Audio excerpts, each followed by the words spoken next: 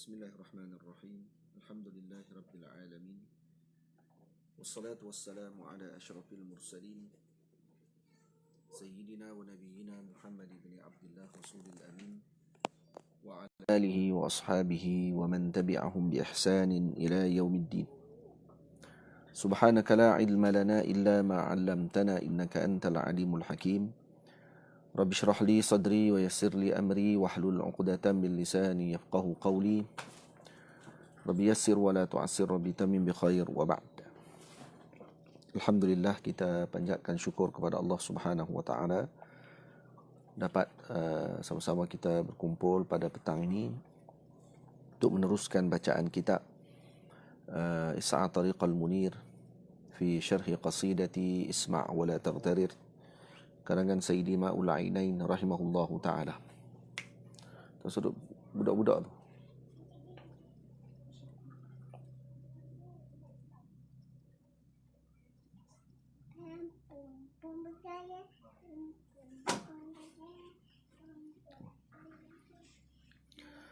Dan namanya saya ucapkan ahlan wa sahlan kepada Al-Fadhil Ustaz Zuhair Abdullah, Mudir Ma'had Tahfiz Al-Imam Syafi'i, para guru matis, para pelajar dan seluruh hadirin dan hadirat muslimin dan muslimat yang dirahmati Allah Subhanahu wa taala sekalian. Kita sambung kembali bacaan kitab ini pada anggota yang ketiga, iaitu As-Sam'u. Sebelum ni dalam bait yang ke berapa kita baca? Bait yang ke-7. Wa kaffi sab'in yura fin nassi madrakuhu fas-sab'u illam takuffa fahiya kas-sab'i. Jadi ada 7 anggota yang perlu kita jaga, dan salah satu daripada anggota tersebut iaitu as-sam', yang ketiga ini. Jadi di antara anggota yang perlu dijaga oleh setiap muslimin adalah antaranya pendengarannya. Maka disebut oleh Al-Imam Sayyidi Ma'ul Ainain rahimahullahu ta'ala, i'lam anna al-maharim as-sam'iyyata hiya 'ainul lisaniyah. Yang diharamkan bagi pendengaran adalah apa yang diharam pada ucapan. Yang kita bincangkan yang lepas berkenaan dengan perkara-perkara yang diharamkan bagi al-lisan, lidah, maka juga diharamkan bagi as-sam'. Kerana yang diharamkan kita bercakap, diharamkan juga kita mendengarnya. Maka kata Nabi SAW,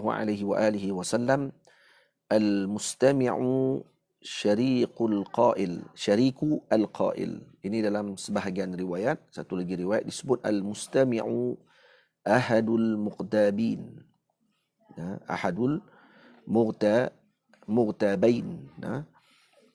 Orang yang mendengar itu adalah salah satu daripada, atau salah seorang daripada 2 orang yang mengumpat. Ahadul muqtabain. Jadi yang mendengar juga dianggap sebagai mengumpat. Kerana itu disebut dalam bab ghibah ahadul muqtabain. Jadi bukan yang mengumpat tu sahaja dianggap sebagai mengumpat, sebaliknya yang mendengar juga dianggap sebagai mengumpat. Maka kaedah dikeluarkan oleh para ulama, kullu ma la yajuzu nutqu bihi la yajuzu sam'u. Setiap yang tidak diharuskan bagi kita mengucapkan perkara tersebut, maka tidak diharuskan bagi kita mendengarnya. Jadi itu adalah kaedahnya.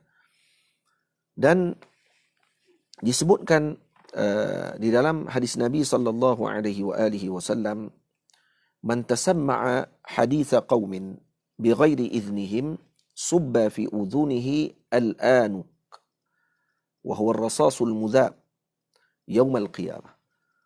Sesiapa yang mencuri dengar ucapan satu kaum tanpa izin mereka, maka akan dituang ke dalam telinganya nanti dengan cairan tembaga pada hari kiamat kelak. Ini adalah salah satu daripada azab kepada orang-orang yang mendengar curi-curi kepada ucapan dan juga perbualan seseorang.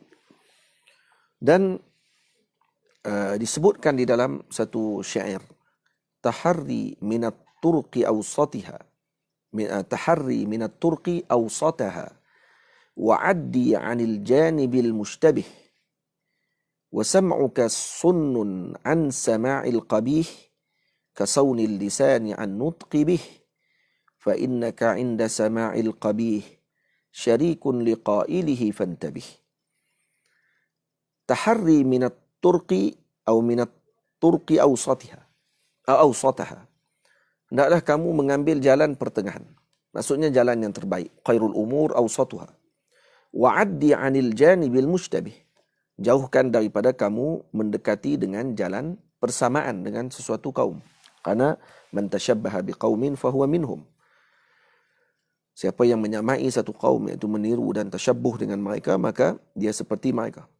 Wa sam'uka sun an sama'il qabih. Dan jagalah pendengaranmu daripada mendengar yang buruk. Kasawnil lisani an nutqi bih. Seperti mana kau menjaga lidahmu daripada mengucapkan dia. Jadi ini kaedahnya. Kullu ma la yajuzu an-nutqu bihi la yajuzu as-sam'u bih. La yajuzu sama'u. Jadi setiap yang kita tidak boleh bercakap dengannya, tidak boleh kita mendengarnya. Fa innaka 'inda sama'il qabih. Karena sesungguhnya kamu ketika mendengar yang buruk, yakni ucapan yang buruk, syarikun liqailihi fantabih. Maka kamu akan beserta dengan orang yang mengucapkan ucapan tersebut, maka ambillah perhatian. Cuma dia punya syair ni. Taharri min turqi awsataha wa 'addi 'anil janibil mushtabih wa sam'uka sun'an sama'il qabih ka sawnil lisani an nutqi bih fa innaka 'inda sama'il qabih syarikun liqailihi fantabih. Dan disebut dalam Ar-Risalah, wala yahillu laka an tata'ammad sama'al batili kullihi. Tidak diharuskan, tidak dihalalkan bagi kamu untuk sengaja mendengar perkara yang batil seluruhnya. Apa sahaja perkara yang batil tidak dibenarkan kita mendengarnya. Al-Imam Al-Juzuli radhiyallahu ta'ala anhu, sahibu Dalail al-Khairat, beliau mengatakan bahawa di antara perkara yang batil tersebut adalah termasuk nyanyian-nyanyian yang haram dan juga mengumpat, mendengar ucapan wanita yang tidak dihalalkan bagi kita dan kemudian mendengar ucapan-ucapan daripada ahli bid'ah dan sebagainya. Dan di antara perkara yang dilarang bagi kita adalah al-laghu. Ini mendengar perkara yang lagha.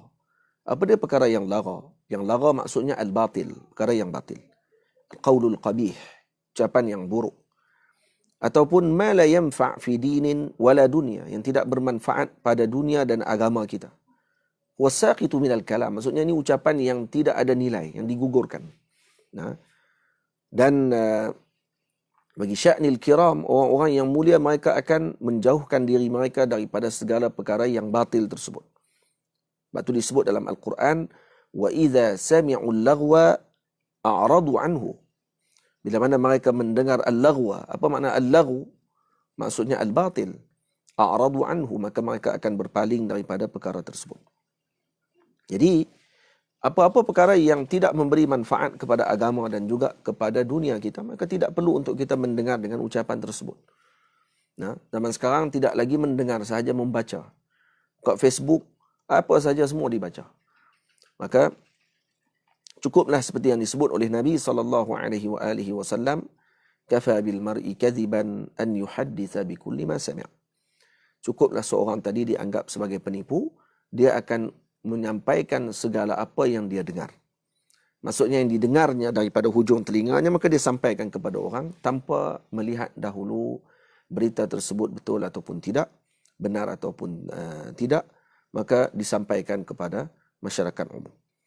Jadi semua ini adalah afat ataupun lebih berat lagi pada zaman sekarang dengan zaman Facebook, Twitternya dan juga Instagram dan sebagainya ni, maka disampaikan benda-benda yang kadang-kadang tidak perlu disampaikan dan tidak perlu untuk kita sebarkan dan share perkara tersebut, di-share kepada orang ramai. Maka ini menyebabkan kadang-kadang berita yang tidak tepat disampaikan kepada umat baginda Nabi SAW. Lebih lagi kalau dimasukkan ketakutan kepada umat Rasulullah SAW. Nabi mencela kepada golongan yang menakut-nakutkan umat Nabi Muhammad SAW. Nah, sekarang ni ramai ditakut-takutkan dengan pelbagai perkara. Kerajaan baru keluarkan bilangan yang ramai bagi tempoh yang singkat ini dengan COVID dalam tempoh beberapa minggu ini saja. Tapi ada yang sanggup untuk bagi bertambah lagi ketakutan tersebut, dikeluarkan angka mereka sendiri. Maka ini adalah sifat golongan yang tidak mengambil dan tidak berakhlak dengan akhlak baginda Rasul sallallahu alaihi wasallam. Lil asaf kalau ini dilakukan oleh golongan mukminin, kalau orang yang beriman, orang yang muslim melakukan perkara tersebut, maknanya mereka ini tidak berakhlak dengan akhlak baginda Rasul sallallahu alaihi wasallam. Kemudian disebarkan berita dan ucapan-ucapan dan perkataan-perkataan yang boleh memecah belahkan umat Nabi Muhammad sallallahu alaihi wasallam. Yang saya dengar kata ini tak boleh, saya dengar kata ini tak boleh. Dan ini saja sekadar dengar-dengar saja. Nah, sepatutnya bukan dikeluarkan pandangan. Ditanya sepatutnya kepada ulama, ditanya kepada orang yang lebih mengetahui, yang berautoriti dalam bahagian tersebut. Itu yang sepatutnya kita lakukan. Maka ini juga termasuk al-laghu. Batil, perkara yang batil. Dan orang-orang yang beriman bila disebut wa idza sami'u laghwa a'radu anhu, mereka akan berpaling daripada mendengar ucapan-ucapan yang disebutkan tadi. Baik. Jadi Allahumma salli ala sayyidina Muhammad. Semalam ada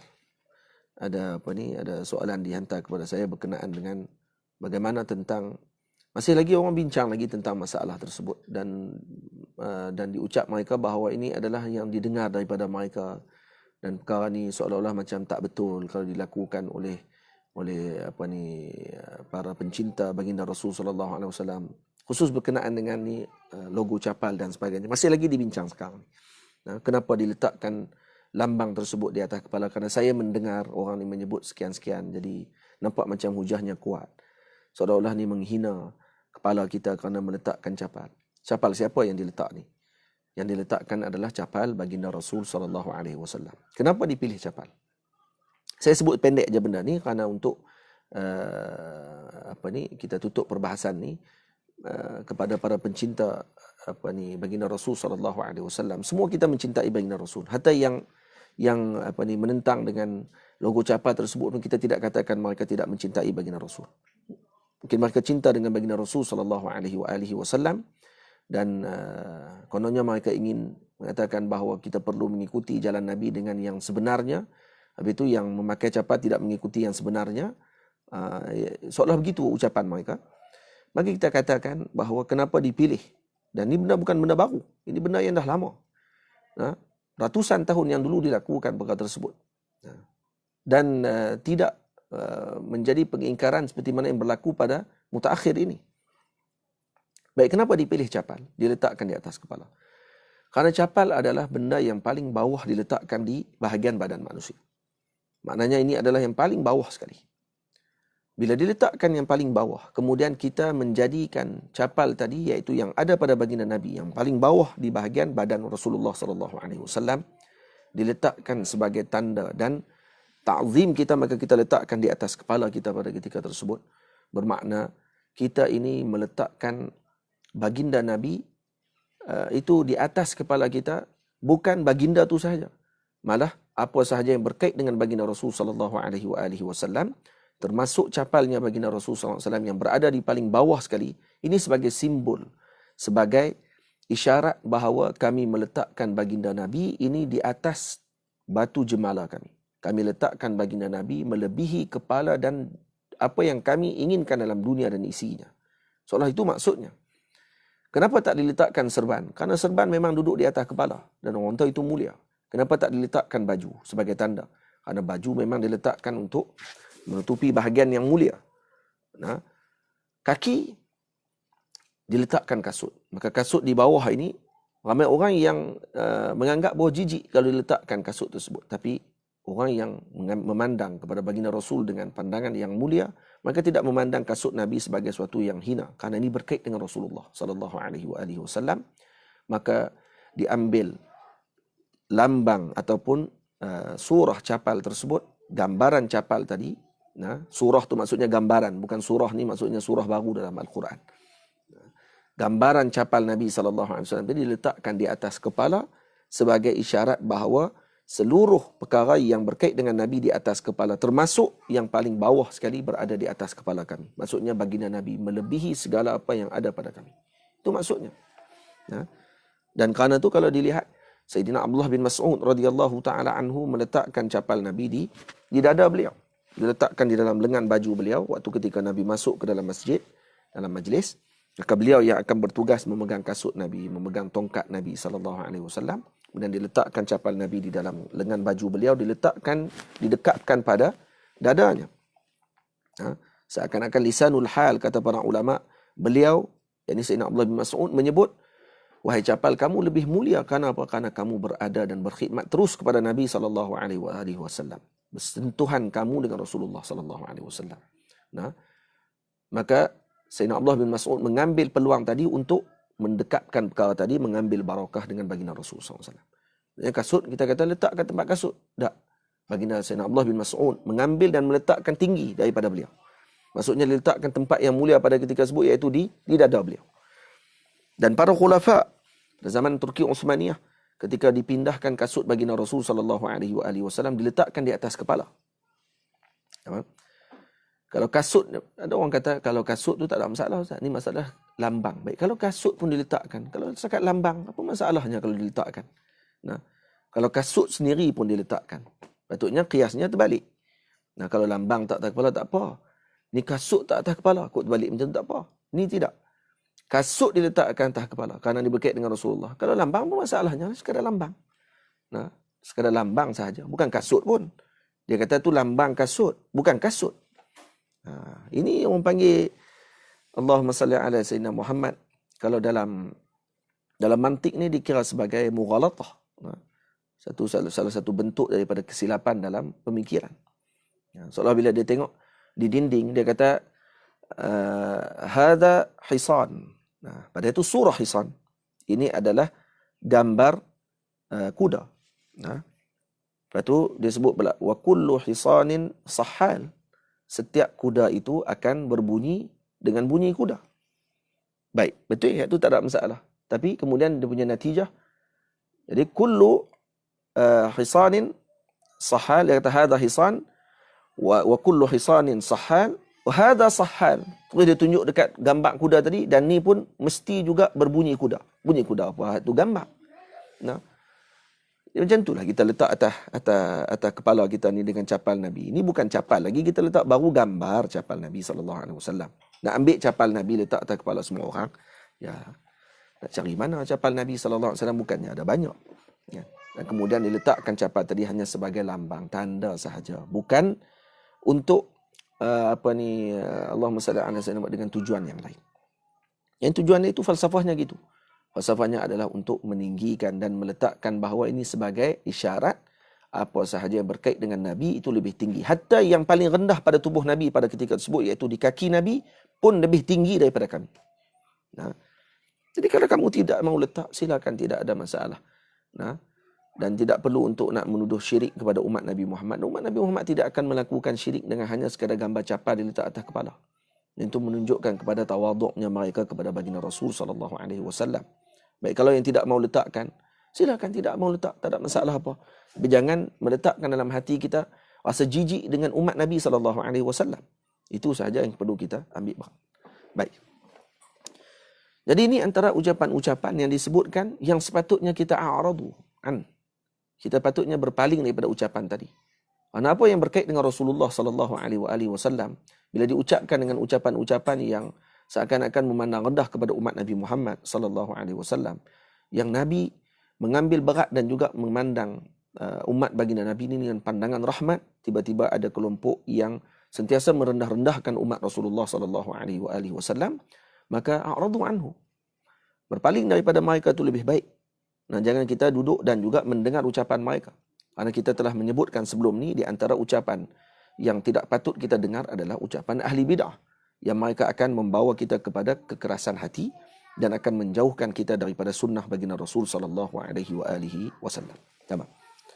Dan kemudian dibincangkan oleh Al-Imam Sayyidi Ma'ul Ainain tentang hukum nyanyian dan sebagainya. Maka saya ringkaskan perbahasan tersebut. Beliau bermazhab Maliki dan beliau menggunakan pandangan dalam mazhab Maliki mengatakan bahawa hukum nyanyian ini secara umumnya adalah haram, dan beliau menyebutkan juga pandangan mazhab al-Imam Syafi'i radhiyallahu taala anhu yang mengharuskan nyanyian tanpa alat. Dan kemudian ditafsirkan lagi pada ketika tersebut oleh beliau, kata beliau, wa yurwa annahu idza kana yuharriku ma fil qalbi min al-khawf wa mahabbatillahi ta'ala kana manduban ilaih. Ini sesuatu nyanyian ataupun yang menggerakkan jiwa peribadi dan juga menakutkan, yang menyebabkan dirinya takut kepada Allah Subhanahu wa taala, maka hukumnya adalah sunnah untuk didengar. Di mana kita mendengar burdah yang menyebabkan kita akan menambahkan kecintaan kepada Sayyidina Rasul sallallahu alaihi wasallam, dan elok dibaca burdah pada ketika sekarang ini, khususnya dalam zaman syiddah ini ataupun dalam keadaan kita bimbang dengan COVID dan sebagainya. Maka banyakkan bacaan burdah al-Imam al-Busiri radhiyallahu anhu dalam setiap rumah, masing-masing bakat baca. Bukan hanya mendengar dan juga mengambil mendengar daripada rakaman semata-mata ataupun dibuka daripada radio dan sebagainya. Tak, dibacakan sendiri. Kita baca sendiri. Baik, kalau tidak boleh baca, kita mungkin lemah dalam bacaan, maka tak ada masalah untuk kita buka dan kita pasangkan selalu dengan bacaan qasidah al-Imam al-Busiri, qasidah burdah al-Imam al-Busiri radhiyallahu taala anhu. Dan mendengar ataupun membaca syair-syair berkaitan dengan pujian kepada Allah dan Rasul sallallahu alaihi wasallam, membaca maulid baginda Rasul sallallahu alaihi wasallam, dan ini adalah mandu, perkara yang harus. Tapi kalau kata membawa kepada kecintaan kepada makhluk dan juga kepada perkara-perkara yang syahwat, maka ianya adalah haram. Baik. Dan kemudian yang mana tidak bersifat dengan salah satu bersifat yang kita sebutkan tadi, iaitu tidak menyebabkan kita takutkan Allah dan juga tidak menyebabkan kita mengikuti syahwat kita semata-mata, maka hukumnya sebahagian ulama mengatakan bahawa hukumnya adalah harus, dan sebahagian lagi mengatakan hukumnya adalah makruh kepada ahli fadl dan juga ahli din, kerana itu dianggap sebagai al-lahwu wal-la'ib, sebagai satu permainan dan juga suatu yang sia-sia. Dan kemudian dibincang oleh para ulama tentang Sayyidi al-Imam Sayyidul Ma'ul Ainain rahimahullahu ta'ala menyebutkan juga tentang mendengar bagi suara-suara yang sedap. Maka hakikatnya suara yang sedap, yang suara yang merdu yang telah Allah Ta'ala jadikan ini adalah salah satu daripada nikmat yang Allah Ta'ala berikan kepada umat ini. Sebab itu disebut dalam Al-Quran, yazidu fil qalqi ma yasha. Yazidu fil qalqi ma yasha. Surah Fatir ayat yang pertama. Ini antara dalil kata ulama dan kata al-Imam Sayyidi Ma'ul Ainain, harus mendengar suara yang baik, iaitu karena ianya adalah anugerah Allah Subhanahu wa taala.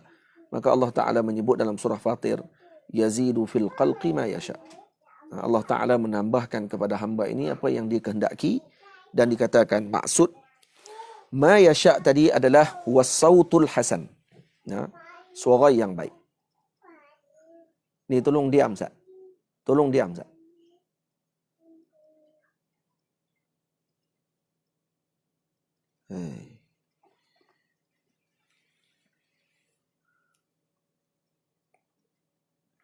Jadi maksud yazidu fil qalqi ma yasha, iaitu sautul hasan, iaitu suara yang baik. Dalam hadis disebut, dalam sebuah hadis Nabi sallallahu alaihi wasallam disebut, ma ba'atsallahu nabiyyan illa hasan as-saut. Tidaklah Allah Subhanahu wa taala mengutuskan seorang nabi melainkan suaranya sedap.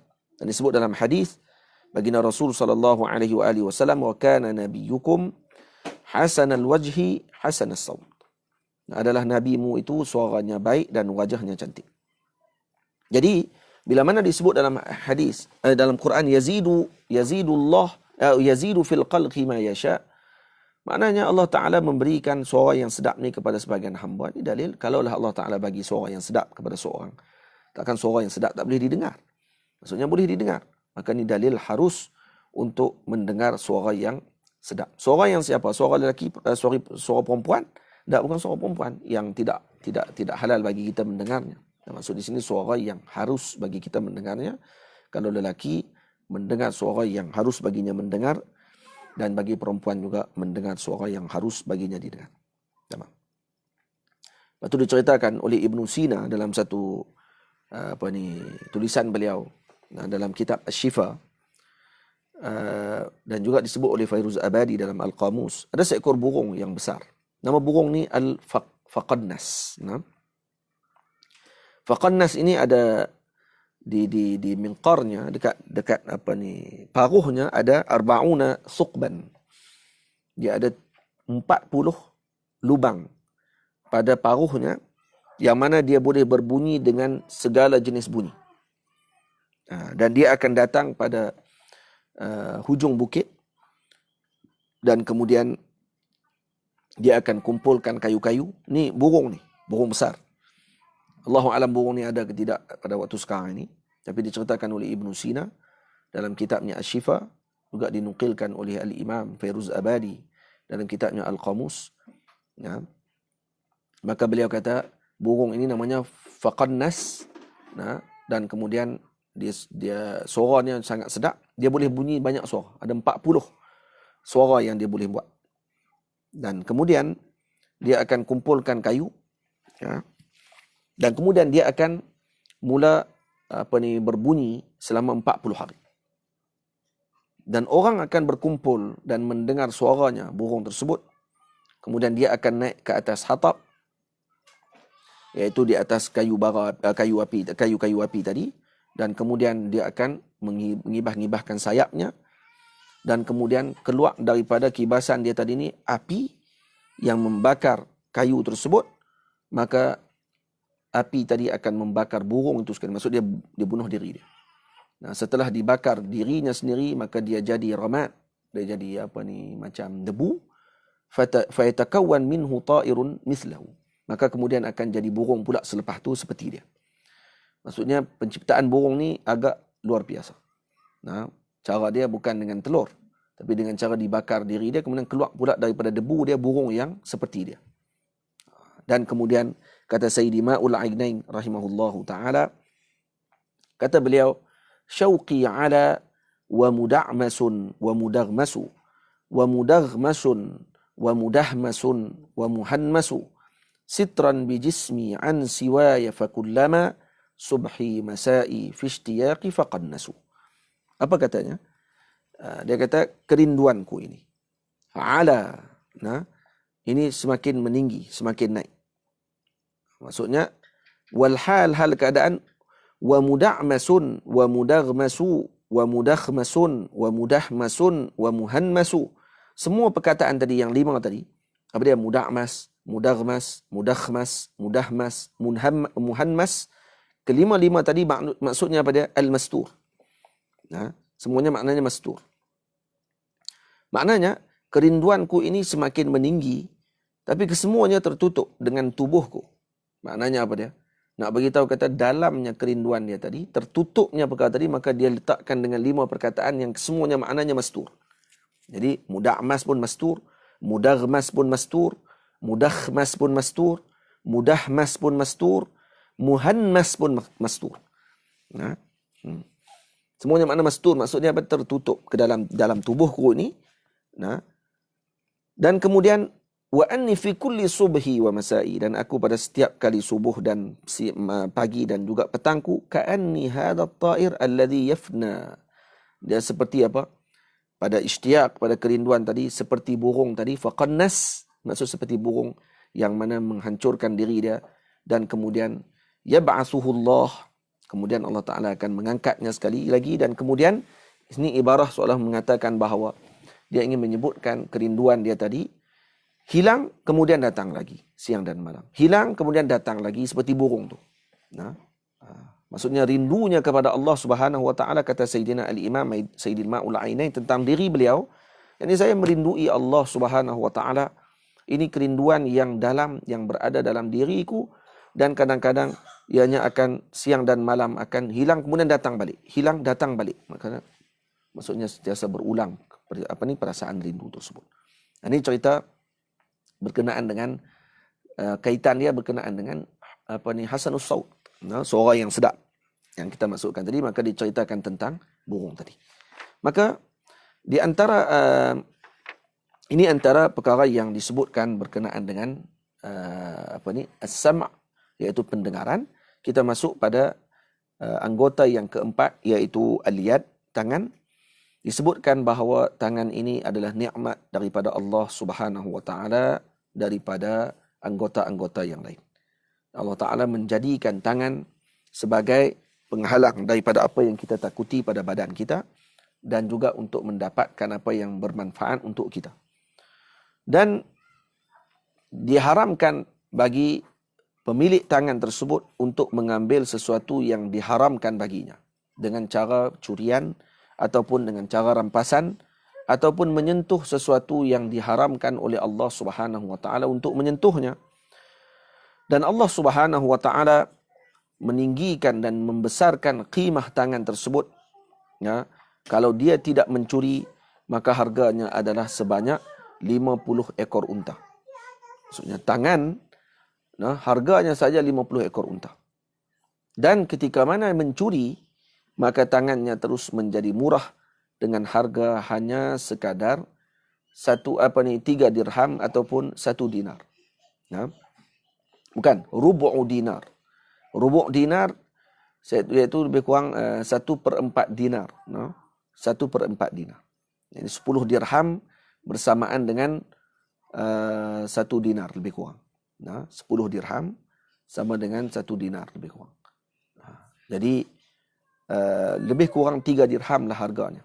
3 dirham harga bagi satu tangan. Yang tangan kalau kata kita menjaganya dan orang memotong tangan kita kata ketika tersebut tanpa hak, maka harga tangan yang perlu dibayar oleh orang yang memotong tangan kita tanpa hak tersebut adalah sebanyak 50 ekor unta. Itu harga tangan.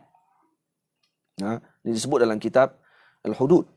Dan kalau kita buka dalam kitab Al-Hudud, maka kita akan dibincang oleh para fuqaha tentang masalah tersebut. Jadi kalau tangan harganya 50 ekor unta, 1 ekor unta kalau harganya 4,000 ke 5,000 ringgit Malaysia kalau di Mesir. Kalau di Malaysia ni sampai ke 8,000. Kalau dikali dengan 50, berapa puluh ribu, ratusan ribu duit untuk kita bayar berkenaan dengan tangan saja. Tapi kalau dia mencuri, maka tangan tadi terus jadi murah harganya, hanya sekadar 3 dirham. Maksudnya kalau seorang mencuri cukup nisab, maka dipotong tangannya hanya kerana rubu' dinar. 1/4 dinar sahaja harga, maka dia boleh dipotong tangan pada ketika tersebut. Tamam. Jadi kalau 1 dinar sekarang 800, rubu' dinar lebih kurang 200 ringgit. Lebih kurang. 200 ringgit saja dah boleh dipotong tangan. Tapi harga tangan kalau yang tidak, kalau dijaga dengan baik, maka harganya adalah 50 ekor unta. Tamam. Itu disebut oleh Allah Ta'ala, was-sariqu was-sariqatu faqta'u aydiyahuma. Yang mencuri lelaki dan perempuan, maka dipotong kedua-dua tangan mereka. Potong dah kedua-dua tangan mereka. Dan disebut oleh Allah Ta'ala dalam Al-Quran. Cuba tengok. Kenapa di dalam ayat ini didahulukan curi tadi kepada lelaki. As-sariqu was-sariqatu. Tapi dalam ayat zina didahulukan az-zaniyatu waz-zani fajlidu kulla wahidin minhuma. Didahulukan zina dengan perempuan. Az-zaniyatu. Ini perempuan yang berzina dengan lelaki yang berzina. Maka disebat kedua mereka. Tetapi dalam bab curian, as-sariqu was-sariqatu. Pencuri lelaki dan pencuri perempuan. Kenapa didahulukan lelaki dalam bab kecurian, tetapi dalam bab berkaitan dengan zina didahulukan perempuan? Maka kata ulama adalah sebabnya kerana as-sariqah tuf'alu bil quwwah. Kerana kecurian ini dilakukan dengan kekuatan. War-rajulu aqwa minal mar'ah. Lelaki kuat daripada perempuan. Waz-zina yuf'alu bisyahwah. Manakala zina dilakukan dengan syahwah. wal mar'atu aktsaru syahwatin, dan perempuan lebih banyak syahwatnya dibandingkan dengan lelaki. Ya. Kan syahwat perempuan 9 dibandingkan dengan lelaki 1. Tapi jangan faham silap pula. No? 9 syahwat tadi bukan hanya syahwat berkaitan dengan perkara tersebut saja. Tapi termasuk semuanya dalam tu. Wal mar'atu ad'a minar rajul ila nafsiha minhu ilaiha. Dan sebenarnya kalau dari segi yang disebut oleh Al-Imam Sayyidi Ma'ul Ainain, perempuan sebenarnya lebih memanggil kepada lelaki untuk melakukan perbuatan tersebut dibandingkan lelaki itu sendiri. Maksud sebab tu kalau dikatakan, kalau perempuan tidak bagi peluang kepada lelaki untuk melakukan yang tidak baik kepadanya, maka tak akan boleh lelaki untuk masuk melakukan yang tidak baik kepada dia. Melainkan dia ada orang panggil apa, tak bertepuk sebelah tangan lah maksudnya. Kalau satu pihak lagi mengambil berat maka ataupun memberi peluang, maka satu lagi pihak pun akan mendapatkan dengan mudah. Sebab tu disebut oleh Sayyidi Ma'ul Ainain, kata beliau apa dia?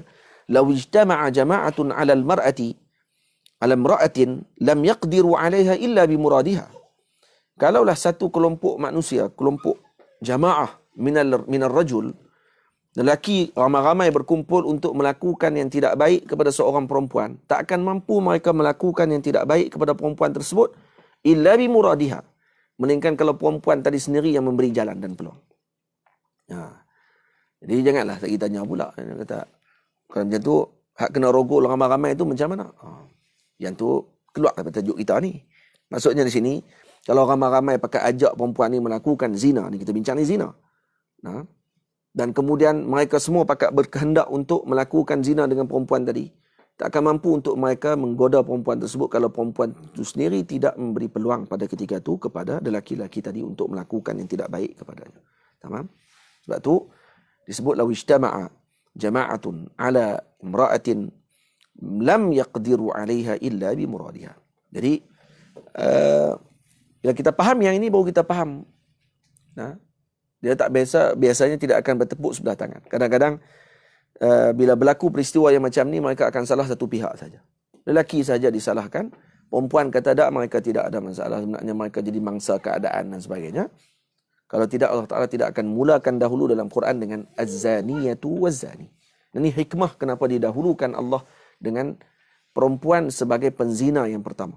Karena asyahwah itu lebih kuat pada sisi mereka. Manakala as-sariq dalam bab berkenaan dengan kecurian, as-sariqah yang lebih kuat adalah di bahagian lelaki kerana mereka lebih kuat dibandingkan dengan perempuan. Tamam. Dan ini berkenaan dengan maksiat yang dilakukan oleh tangan. Dan kemudian disebutkan lagi oleh Sayyidi Ma'ul Ainain rahimahullahu ta'ala, munasabah berbincang berkenaan dengan sariqah, kecurian.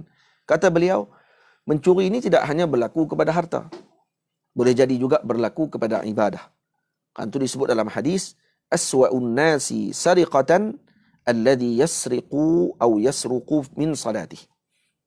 Aw yasriqu min salatih. Maksudnya yang paling buruk bagi manusia dalam kecuriannya adalah dia mencuri pada solatnya.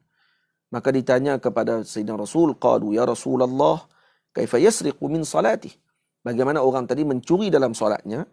Kata baginda Rasul, la yatimmu huwa ruku'aha wala sujudah. Maksudnya la yatimmu ruku'aha wala sujudah. Karena dia tidak menyempurnakan rukuknya dan sujudnya. Tamam? Jadi tidak menyempurnakan rukuk dan sujud ini tidak dikira solat. Ini seolah mencuri dalam solatnya. Sebab tu orang yang rukuk dan sujudnya ini tidak sempurna. Maksud mencuri ini tidak sempurna rukuk dan sujudnya. Tidak sempurna. Tidak cukup tumak ninahnya. Itu orang yang tidak cukup tumak ninah dalam solatnya tidak dianggap menunaikan solat. Itu dalam hadis Musi as-salah. Ada seorang sahabat datang kepada Rasulullah, Nabi sedang duduk dengan para sahabat. Dia datang dan kemudian ingin duduk dengan Nabi setelah dia menunaikan solat. Kemudian Nabi kata, irji' fasalli fa innaka lam tusalli. Pergi solat balik, kamu tidak solat pun. Kemudian dia pun patah balik pergi solat semula. Kemudian datang mula kepada Nabi. Nabi kata, irji' fasalli fa innaka lam tusalli. Datang kali yang ketiga, pun Nabi kata kali yang ketiga, irji' fasalli fa innaka lam tusalli. Pergi kembali semalam semayang, kamu tidak semayang pun. Maknanya apa di sini? Sembahyang bukan dengan cara hanya sekadar rukuk, sujud, nampak depan mata, seolah-olah dia solat. Tak. Solat itu pada zahir dan pada batinnya. Tak kena juga pada batin saja, zahir tak ada. Tak kena juga. Ini salah juga kepada kelompok yang mana menidakkan solat terus. Katanya saya tidak khusyuk maka saya tidak mau solat. Ini pun salah juga. Solat pun kamu tak buat lagi. Kamu tak guna khusyuk macam mana? Nah, karena tu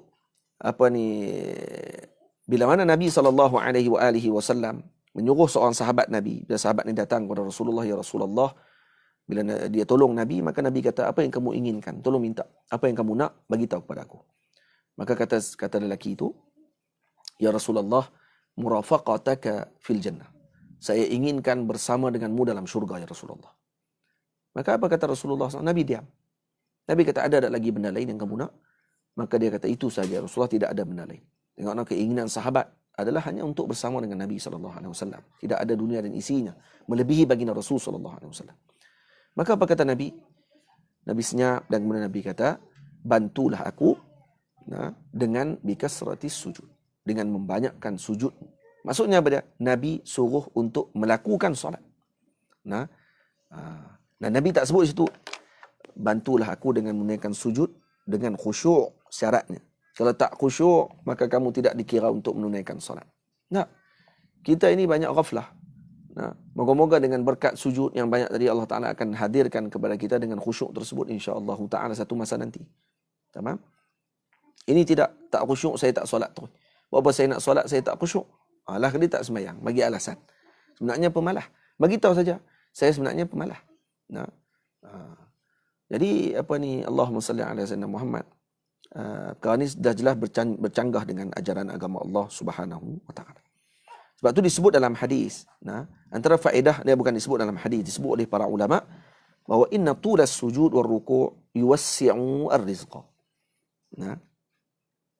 Atau yuwassi'u ar-rizqu. Rezeki akan diluaskan oleh Allah Subhanahu wa Ta'ala dengan membanyakkan sujud dan rukuk. Sebab tu kata Sayyidina Ibrahim An-Naqai radhiyallahu ta'ala anhu, kata beliau, idza ra'aita rajulan yuqaffifu ar-ruku'a was-sujuda fatarahham 'ala 'iyalihi. Kalau kamu melihat seorang lelaki meringan-ringankan sujud dan rukuknya, maksud tidak menyempurnakan rukuk dan sujudnya, ataupun dia tidak memanjangkan rukuk dan sujudnya sekadar yang sepatutnya, maksudnya. Kalau kita sembahyang jadi imam, yang imam ni kalau dalam hukum fiqh, kalau kita jadi imam dengan masjid yang adatnya mahsurin, adatnya kelompok atau bilangan dalam masjid tadi tidak ramai. Contoh macam di kampung kita. Kita kenal orang kampung semuanya. Dan Tok Imam bincang dengan orang kampung, bagi tahu kepada orang kampung yang adatnya mahsur, adatnya yang boleh dikira, bilangan yang boleh dikira, maka orang kampung pun bagi tahu, kata, kami reda kalau Tok Imam nak sujud lama, rokok lama sikit pun tak apa. Maksud rokok lama apa dia? Lebih daripada 3 kali subhanallah. Subhan rabbiyal azim, subhan rabbiyal a'la. Dibaca lebih 5 kali, 7 kali, 11 kali. Kami tak kisah. Kami pun nak sujud lama, rokok lama. Itu tak apa. Maka dibenarkan. Tapi kalau kata dia di tempat ataupun jadi imam yang ratib di tempat yang adatnya ghairu mahsurin, ataupun dia bukan imam ratib. Dia bukan imam yang digajikan. Dia bukan imam yang dilantik. Contohnya di RNR, kita berhenti. Orang pakat semayang belakang kita. Kita nak baca 11 kali. Subhana rabbiyal azim, subhana rabbiyal a'la. Ini teruklah. Ni orang tak arti fiqh maksudnya. Tak arti fiqh macam mana nak pimpin umat. Maka tak boleh jadi macam tu. Dia kena baca yang sekadar yang pertengahan, iaitu 3 kali sahaja. Baik, kalau dia semayang seorang-seorang, silakan sampai 11 kali. Jadi berapa kali yang kita boleh baca banyak kalau kita adatnya jadi imam yang ratib dan makmum redha. Makmum yang mana pula? Makmum yang adatnya mahsur. Adatnya ataupun bilangannya boleh dikira.